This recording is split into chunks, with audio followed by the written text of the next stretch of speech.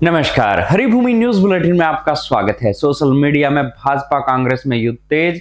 कांग्रेस बोली केवल अपनी इमेज चमका रहे हैं मोदी। रूस द्वारा पाकिस्तान को RD-93M में इंजन देने से नहीं रोक पाए। भाजपा का पलटवार, झूठा भ्रम फैलाकर पाकिस्तान को ऑक्सीजन देकर भारत को नुकसान पहुंचाना कांग्रेस का मकसद। जम्मू कश्मीर को पूर्ण राज्य की मांग, केंद्र से 4 सप्ताह में मांगा जवाब। सुप्रीम कोर्ट बोला व्हाट्सएप क्यों, स्वदेशी ऐप अपनाएं। दिल्ली एनसीआर में पटाखों पर पूर्ण प्रतिबंध असंभव, फैसला सुरक्षित। बिहार के बाद पूरे देश में एसआईआर, पहले फेज में बंगाल, असम समेत 5 राज्य।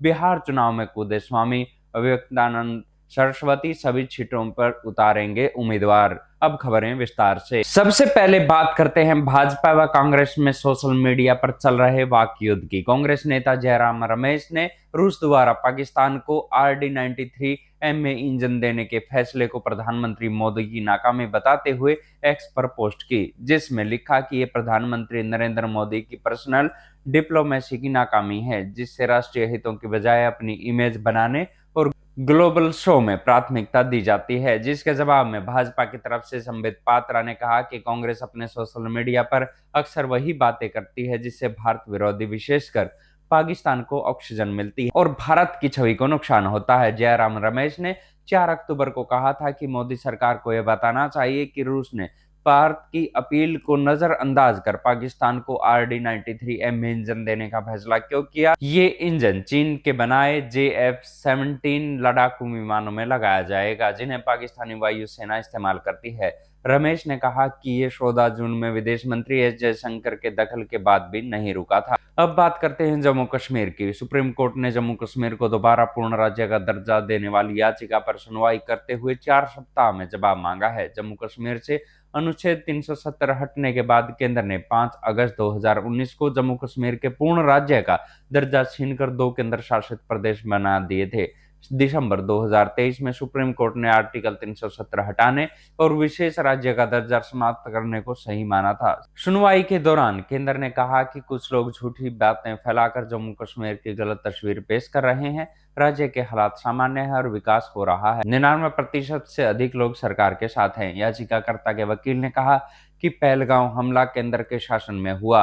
अगर सब कुछ ठीक है तो पूर्ण राज्य का दर्जा बहाल करने में क्या परेशानी है। अब बात करते हैं सोशल मीडिया अकाउंट्स पर सुप्रीम कोर्ट के एक निर्णय की। सुप्रीम कोर्ट ने सोशल मीडिया अकाउंट सस्पेंड व ब्लॉक करने के नियम बनाने की मांग करने वाली याचिका को खारिज करते हुए कहा कि व्हाट्सएप क्यों, स्वदेशी ऐप अपनाएं। जस्टिस विक्रम नाथ व जस्टिस संदीप मेहता की बेंच ने कहा कि हाल ही में स्वदेशी मैसेजिंग ऐप लॉन्च हुआ है, जिसे याचिकाकर्ता इस्तेमाल कर सकते हैं। कोर्ट ने सुझाव दिया कि अगर चाहें तो याचिकाकर्ता इस मामले को निचली अदालत में भी ले जा सकते हैं। सुप्रीम कोर्ट ने भारतीय जोहो कंपनी का नया मैसेजिंग ऐप अर्टाई का जिक्र किया था। याचिकाकर्ता ने अपनी याचिका में सुप्रीम कोर्ट से सोशल मीडिया अकाउंट्स ब्लॉक करने व सस्पेंड करने के लिए नियम बनाने की मांग की थी, जिस पर कोर्ट ने याचिकाकर्ता को यह सुझाव दिया। अब बात करते हैं दीपावली के पटाखों की। इस बार दीपावली पर दिल्ली में एनसीआर में बच्चे भी शायद पटाखे बजा पाएंगे। सुप्रीम कोर्ट ने दिल्ली एनसीआर में पटाखे बजाने पर लगा प्रतिबंध हटाने की मांग वाली याचिका पर सुनवाई करते हुए कहा कि पटाखों पर पूर्ण प्रतिबंध लगाना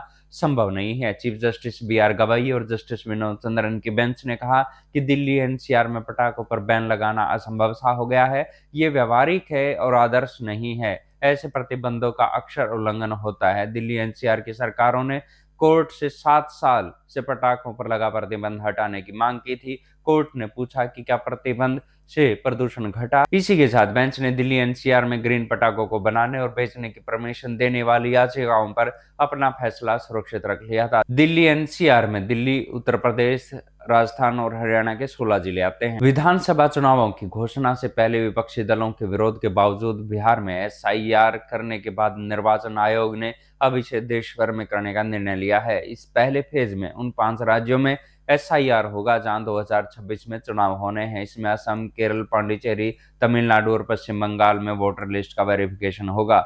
मुख्य चुनाव आयुक्त ज्ञानेश कुमार ने 6 अक्टूबर को कहा था कि सभी राज्यों में एसआईआर शुरू करने का काम चल रहा है। इसके रोल आउट का अंतिम फैसला चुनाव आयोग लेगा। तीनों आयुक्त राज्यों के लिए एसआईआर शुरू करने की तारीखों पर फैसला लेने के लिए मिलेंगे। बिहार विधानसभा चुनाव की घोषणा करते हुए सीईसी कुमार ने 24 जून को बिहार एसआईआर शुरू करने के अखिल भारतीय एसआईआर की योजना की घोषणा की थी। और अंत में बात करते हैं बिहार विधानसभा चुनाव की। बिहार में नवंबर को होने वाले विधानसभा चुनावों के लिए अभी तक इंडिया और एनडीए गठबंधन सीट शेयरिंग नहीं कर पाए हैं। इंडिया गठबंधन में शामिल सीपीआईएम ने 2 उम्मीदवार उतारकर महागठबंधन को अपने इरादे बता दिए हैं। चिराग पासवान की नाराजगी दूर होने के बाद सीएम नीतीश के आवास पर एनडीए गठबंधन की बैठक हुई। एनडीए कल सीट शेयरिंग का ऐलान कर सकती है। शंकराचार्य स्वामी अभिक्तानंद सरस्वती महाराज ने भी बिहार की राजनीति में एंट्री कर दी है। उन्होंने कहा कि सनातन विचारधारा वाले वे गोभक्त प्रदेश की सभी 243 सीटों पर चुनाव लड़ेंगे।